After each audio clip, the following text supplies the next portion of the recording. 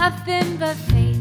There's things far too great that I want to accomplish. I'm hoping 25 hours a day, but something good works out, and I'm just like, dang. Think everything's gonna be okay. Yeah, I'm like, dang. Think you might just know the way. I'm like, dang.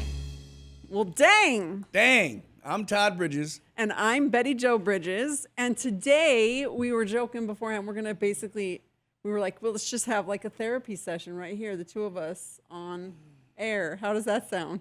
A therapy session? I think I get enough therapy at home, so I don't think I need any more. You don't get any therapy at home. What are you talking about? Oh, my goodness. That is not true. She's what like a therapy therapist. do you get at home? Listening to you guys, and you're my therapy. Oh, okay. Well, I actually was listening to a podcast. It's called Aspire by Emme Grede. Grede? I don't know how you say her name exactly, but her first name's Emma. But it was good, and she had her husband on for this episode. She doesn't usually do it with her husband. Usually she has lots of different people on. But for this episode, she had her husband, and they were talking, and I can't remember whether she said it or he did, but they said something, and it just like hit me like a ton of bricks, and I want to know what you think of it. They said, no one cares about you more than you care about yourself. I believe that. That's how it's supposed to be. I believe that's absolutely true, but that really struck me because that's not how I was raised. That's not what I grew up believing and thinking, and I don't operate like that. And it's a problem, actually. It is. I've told you that several times, that you need to start thinking more about yourself than all the rest of people you think about. Well, I was brought up to really avoid being selfish and self-centered. That's not being selfish or self-centered. That's taking care of you. Have to take care of yourself first before you can take care of someone else. Well, honey, That's you the way can it come works. across a little selfish. I don't think it does. I don't, that doesn't. I agree on that. But I don't know how to find that happy medium of like that's what's hard for me is that being raised the way that I was raised, I was like being selfish was such a thing you wanted to avoid that I literally don't have a frame of reference for how to put myself first. Like I don't even know how to do it. Well, it's one thing being selfish, which is like not doing things for people, doing whatever just makes you feel good. That's one thing. But making yourself happy means that you have to take care of yourself first, emotionally, mentally, and physically. Otherwise, you're always waiting for someone else to do it, but no one's going to. Well, it's like right? it's like when you have kids. You weigh so much on kids that there's no one helping you or taking care of you at that time. And absolutely. And the bottom line is when they get to that age that they're at now, they can do things themselves. They don't need you to go with them. You can say, no, you can go yourself. You're old enough, drive yourself, and I'll see you. You just let me know how it went. You can do that. You do things because you feel like you're a mom, and I think that takes away from you taking care of yourself. Yeah. Because when it comes said and done, they're going to be off and married, and you're going to be by yourself with me and you. Yeah. So if you don't take care of yourself, then I'm going to have some old lady hanging out with me. No, I'm kidding. I was only joking. I'm only kidding. She's going to probably slap me for that. Okay, but what I'm trying to get at is what do you think caring for yourself looks like, and how is that different from being selfish? Okay, well, like in our program, it says it's a selfish program, which means that if I don't take care of myself, there is nothing left for me to give. Right. You have to fill that bucket so that there's something in it to get. Okay, but you know what? Okay, I'm going to bring up something. It really actually made me angry. As we were leaving to come and do this podcast today, a little mosquito got in the house, which I hate mosquitoes because they eat me up like crazy. And I was like, come on, hurry, we got to shut the door. And I watched the little mosquito like fly in the house. And I was like, dang it, a mosquito got in. And you know what you said? Yep. It won't bite me. Yes. And that infuriated me because Why? your reflex is to be like, well, it's not going to affect me bad.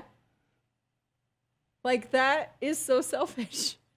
No, it's not. What do you want me to do? Chase the mosquito down? No, it was fine. It wasn't even really about the mosquito getting in the house. It was like irritating but it was that was your reflex reaction was, well, it's not going to bite me. Like Yeah. that to me is like mind-blowingly selfish. That's not selfish at all. That's just a fact. That's factual evidence that it's going to bite you before it bites me. And you are totally okay with that. Yeah. It's a If mosquito. you could make the if mosquitoes. if it's a mosquito with malaria, I'd rather it bite me and you don't get it. I'd rather that happen. Okay, but if it's just going to be itching and annoying, you're okay with it getting me? Yeah. Like if you could make the mosquitoes bite you instead of me, would you do it? Yes, I probably would. But I know they're not going Only to bite me. sometimes. You would not. No, that is not true. There's a lot of things that You love that they bite me instead of you. Well, you're a good protection to have around, doing with mosquitoes. You're the greatest protection in the world. It's like, hey, we're going through a lot of mosquitoes. Just take, except for where were we where we all got bit? Oh, was that Italy? In Italy, Yeah, yes. I got destroyed in Italy. And I thought they would just only bite you, but they bit me too. Yeah, we were down on the Amalfi Coast, and it was bad. And then when we were up in Rome, it was bad too. Yep. They were pretty crazy. Attackive. And they were the kind, too, that will, like, bite you through your clothes. Yeah, they probably said, American blood, get them. I don't know. I don't know about that. But, okay, so back to this idea, though. What do you think, how do you think believing this idea could change the way you handle relationships and rely on other people? Like, for me, I think it really helps me to visualize, or like a more of a concrete way, how I need to show up. I won't name any names, but we do have a kid that it's all about taking care of herself before anyone else. And if you take just some of that and you add it to your life, it makes sense. You see what I mean? Because you just have to be like, okay, like if we're going somewhere and if I don't feel like going, I'm not going. And that's taking care of myself. And at the same time, it's also taking care of you because if I go, I'm going to be in a bad mood. It's true. And I'm going to be cranky and irritable. So it's better if, guess what? I don't go and I can just stay home and be fine. Absolutely. And I ain't got to worry about making people upset. And that means that I'm taking care of myself. I'm thinking about myself, but I'm also thinking about you because I don't want you to be mad if I'm cranky. You keep bringing up the kids, which is a really interesting additional perspective because as a parent, you do have to weigh this a little bit differently because especially when the kids are younger. When they're younger, it's different. You have to put their needs when they're younger first. But they're not young anymore. Now you don't have to. I Now know, they can but cook you for can themselves, do things for But there's themselves. still a pattern here that is really difficult. And I know I'm not the only one that was raised this way. I know a lot of people that were raised with, avoiding being selfish, avoiding being even vain, like caring too much about how you look, being really big about service, like serving and sacrifice. Those were really big pillars of my upbringing and the culture that I was raised inside of, to where this is a very hard concept for me to understand. I really don't know how.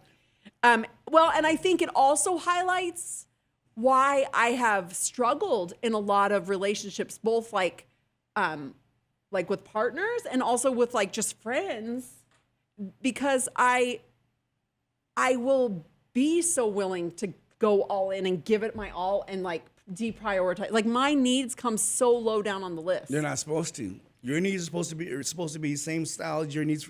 Your needs should be the same thing as helping somebody else. Well, higher Like then, if you right? make, kind of the higher mask because on the plane. if I make plans to do something myself, right? And then somebody comes, hey, I need you to do this for me, and I'll have to wait and say, well, do I need to do this right now? Or I want to do my thing first, and then I'll help you out. What you need, I'm fine with that. But I think a lot of times I do think that you put other people's needs before yourself. You do. You do that a lot. You just keep saying that. You're not explaining anything about how to do it differently. That's what I'm saying. How I do it. I don't know how to do it differently. How I do it differently is I can weigh it out. Whether or not what I have to do for myself is more important, and which sometimes it is. Like say I need to eat something, and I'm hungry, and I'm somewhere, and I need to eat. Do I go home and make dinner for the kids first and then eat second? No. I would eat first so that I can make dinner for them and be not angry or hangry or anything. Or, I would do things for myself first before I'm going to do it for somebody else. But I usually weigh it out to make sure that it's the right thing that I'm doing. Well, are you ever concerned that you're being selfish? Like, does No. that ever go in your mind? You're like, oh, maybe I'm being a little selfish. No, I know when I'm being Never? selfish. I Like, know when I'm no, you I know when I'm being selfish. Okay. And most of the time I won't do it if I'm being selfish. So tell me how that's different from when you're when you know you're taking care of yourself and when you know you're being selfish. How can you tell the difference? When I know the person can do what they want to do and they just don't want to do it because they're lazy. Oh, okay. You see what I mean? That's a huge red flag. If I know you can get up and do this, but you don't want to do it, you want me to do it because you want me to do it for you because you're too lazy to do it yourself, that's a huge difference. Okay, so like when you can sense that there's not a legitimate need there. Exactly. Okay. It's different if they, really need help with this and need to get something done. But, if they want to spend their time fooling around all day and then the last minute they know they should have done something. So what does selfish look like? When you're being selfish? Like, what is that mentally? They're like, you said, I know when I'm being selfish. What's that like? Well, it's when I prioritize my way to be the only way and to be right. And that's when I know I'm being selfish. But if it has to do with taking care of myself emotionally or mentally, then I need to come first. Yeah, that's helpful. I like what you said too about like recognizing if it's a legitimate need. It's right? okay. It's like if you say you have to go pick up your medication at the pharmacy, but you chose to go hang out with your friends. No, you can go get your medicine at the pharmacy. I'm not going. You're gonna go get it yourself because you're 18 or you're 20 or you're 30. Go get it yourself. You should have thought about that before you made plans with your friends. I'm not doing it. And that makes people take accountability for themselves and be responsible. At the same time, I'm taking care of myself because I shouldn't have to go out my way to go get that. You see what I mean? Yeah. Yeah. You should. It's like you just because people are younger, it doesn't give them the right to decide to do everything they want. Then the last minute, oh, mom, I need you to do it because I can't do it because I don't. No, you should have done it first. You need to start prioritizing, take care of your own business first. Especially when you turn of age, it's your responsibility to do things yourself. Yeah. Your mother only can help you so far, and it's like to the point I'm at now is all I do is give my daughter and son just advice. That's it. Unsolicited advice? Yeah. No, I give them advice when they need it, when they ask me for it. I don't give them unsolicited advice anymore. If they ask me about something, I'll say, I don't know if that's a good idea, but it's up to you. But I don't okay, like if we're sitting around and he goes, man, I'm hungry, Dad. And I'll be like, yeah, me too. And he's, 28 years old. I'm like, so what you gonna cook? Because I'm not getting up and cooking for everybody. My job of cooking him is over. I did that till he was 18. That's it. How about leaning on others? Do you lean on others much? No. I prefer to do things myself. Why? Why not? Because I could do it myself. Sometimes I don't want to impose what I have to do on someone else. I'll just do it myself. It's easier to do it myself than it is to ask somebody to do it. Sometimes it just is.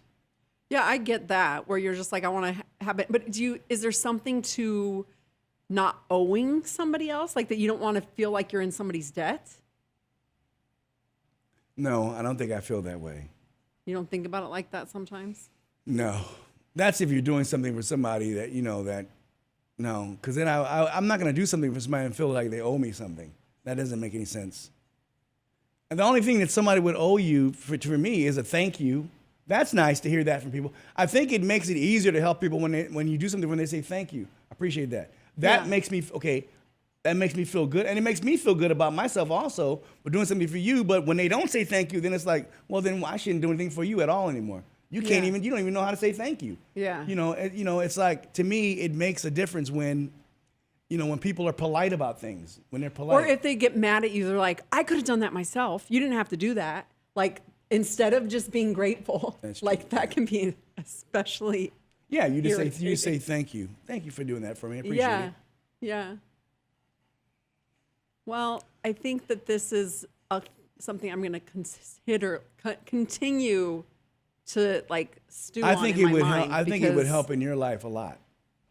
Well, I think it's just, I never thought about it like that. I never categorically thought about it like, okay, if you don't take the time to care about you, there is literally nobody else out there that's going to.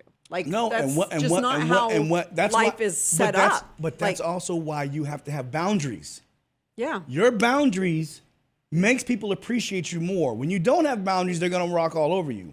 That's human nature. When you have boundaries, when you go certain far and say, this is it, you're not going past here because this is my boundaries, then it makes people appreciate you more. Yeah. And it can be really hard. What I have been struggling with in my life is that because I have been so bad about having boundaries, it's so hard to start having them. No, it's not. That's when you start. It is hard to start because everybody around you's already trained that you don't have any. Okay, but it's about you. You need to start putting up the boundaries. You have to start your boundaries. That's the only way you're going to end up to the rest of your life being happy is you start putting them up. It's just like my side of the room, I don't expect you to clean it. I clean it myself eventually. I always do. But I do it. Sometimes it takes a long time. Yeah, because I don't feel like doing it at the time. That's why. That's what I love about it is that you're like, I'm a very clean person. I look over there like, no, you are not. I am a very clean person, but I'm just not. You are not a clean person. No, here's the problem is because sometimes I'm exhausted, but I can clean it up. But you normally am. But it's like, here's the problem: when you have too much stuff around, it's very difficult to keep it clean. I just think it's so funny how there are so many things that before we actually lived together, like when we were just dating, because you lived in California and I was here in Phoenix, and we were not like in each other's space living. Like it was, and I remembered several things that you had said that I was like, oh, okay. And then when I lived with you, I was like, oh no. I think in your mind, you might think you're a certain way, but you're not really. It's because you have as much stuff as my mom used to have. Oh my gosh. And you won't get rid of anything. I'm like loading. See, I had decluttered long before that. I'm like, you roll in a trash truck. Wait. Your house was decluttered? That was the decluttered version? Spencer's version isn't, but mine was. I got pictures that show my house completely empty. No, it was not empty. Well, not in the old office thing. I mean, not the office in the old by the not refrigerator. Anywhere. Not my anywhere. room was clean. No, it wasn't. Yes, it was. No. Wow, you have some nerve on that one. I can walk in. I mean, how much more space we'd have? We got rid of your stuff. Well, we're about to. I'm trying to get geared up for dejunking. I am. I don't ever see this happening. Do you know what is funny too? You heard this on the podcast. She said she's going to dejunk. I am. I don't think that's going to take place because she has a lot. She's like my mom. She got a lot of stuff. And she thinks she's going to use everything. And it doesn't happen. Oh, no, you don't know me. I used to use all of that stuff. I really did. I did lots of events and then COVID came. Used to? Well, because I love doing events and I love doing production design and stuff like that. So I don't want to get rid of things that I have acquired over the years. I used to use regular toilet paper. Now I use wet wipes. What? That is not at all the same thing. So it means wiping away the poop, which means cleaning up your stuff. It doesn't give you the opportunity to do that because you're not going to use wet wipes on it or toilet paper. I don't know how we got to that. I'm just saying, it's my own analogy. I like my analogies. They work for me. Oh, boy. I think it might be Todd Flix time. No. I like my analogies. What's that? So you're saying that you're telling me, and we're going to bet right now, in the next year, you're going to declutter. Yes. $50. $50. We have a bet, ladies and gentlemen. $50.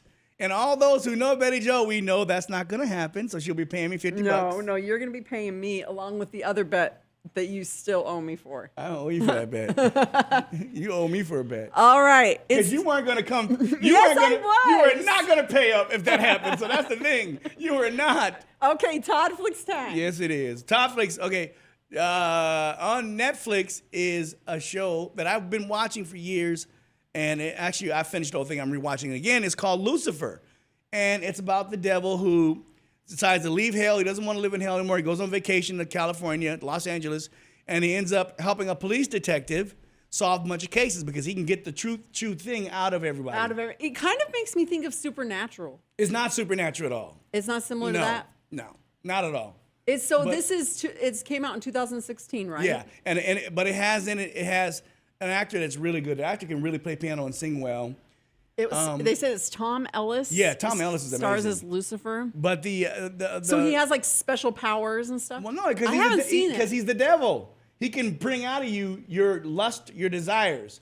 So he knows if you kill somebody, he goes, what's your desire? He goes, like if you may say, he goes, and tell me, what are your desires? He goes, oh, I really killed that person. Oh, they got him. Can they tell that he's, or does he just look like a person? He looks like a person, but he can bring his wings out. But his brother shows up. His brother, who's an angel, shows up and told him that he got to get back to hell. God is ordering you back to hell. And he goes, can't listen to God right now. I got to do what I need to do. Wait, is it like gory or scary? No. Or can I watch it? It's not gory or scary. Yes, you can watch it. That sounds good. You would enjoy it. It's actually really funny and good. I want to watch it. He is an amazing actor. He's an amazing actor. The guy who plays Lucifer. He's an but his brother, Adamil, or what's Emil? What's the angel's name? I don't know. Emil. I think it's Emil. That's another angel that comes, and then at one point Michael comes and everybody tries. But there's angels that show up, and then he has a demon who works for him, but it's not like. Do you remember that Sandman show we tried to watch? Terrible. Kind of like that? No, this one is way better than that. Way better. Okay, because Lucifer, that one was weird. Okay, I started it over, so we can start again. I've started it over, so we can start watching from show one. Sounds good. You will love it. It's really good. It's really funny. It's more or less a comedy. Oh, really? Yeah, it's more or less a comedy. Like a comedy and like a cop show it's a mixed comedy together? Dramedy, yeah. It's a dramedy. Kind of like Castle. I love Castle. It's kind of like Castle, but there is the only supernatural part is that he is an angel. I mean, he's the devil. He's the devil. And but his brother's the angel. Where does it take place? What city? Los Angeles. Oh. Yeah. Makes sense. So he City of Angels aspect of it. Yeah. Do you remember that movie with Nicolas Cage? I actually like that movie. Yeah, I've been thinking about it lately. I kind of want to watch it again. It's been so many years, but Piper is on a kick where she's listening to a song that was on that soundtrack. Mm-hmm. I feel like all the kids today actually love all the music that was big when I was like in high school and college. Because like the music was good. That is what they are into right now. Music is different now. It's not the same. Yeah, well, they're listening to the old music that we used to love. Oh, I guess I still love it. Not the music that like she said her favorite song in the whole world is that Iris song that's in that movie, City of Angels, with Nicolas Cage and Meg Ryan. It's so good. Do you remember that movie? Yes, I remember that movie, but I'm sure it's not the music that I used to like because I go back further than you. Well, I like that music too. You do like that music, and I was quaintly surprised. Yeah, you should take me dancing. I ain't that quaintly surprised. I'm kidding. I'm joking. We're going to be dancing when we're going on vacation, and we're going to be dancing. Yes, that's true. All right, so Lucifer, you can watch it on Netflix. You can watch it on Netflix. I just need you to make sure you hear the beat. Not be like the beat's going, doom, doom.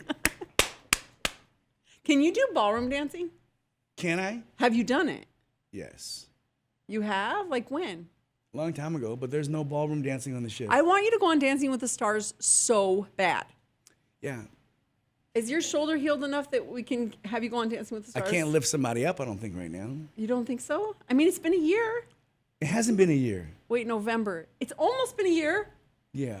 Almost and has been. Well, it takes a year and a half to heal. They're already in a season, so by the next season, you would be healed enough, right? Yes.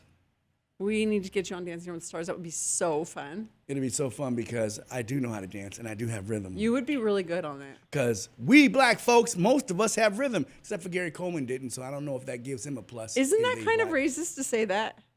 Most black people do have rhythm. The ones that I know do. I mean, but still stereotyping, right? That's not stereotyping. We have rhythm. We come from rhythm. Y'all come from line dancing. What is that? What are you even saying? Kick. What are you even saying? Okay. Well, dang. Dang. We'll see you next week. See you next week. Don't forget to like and subscribe.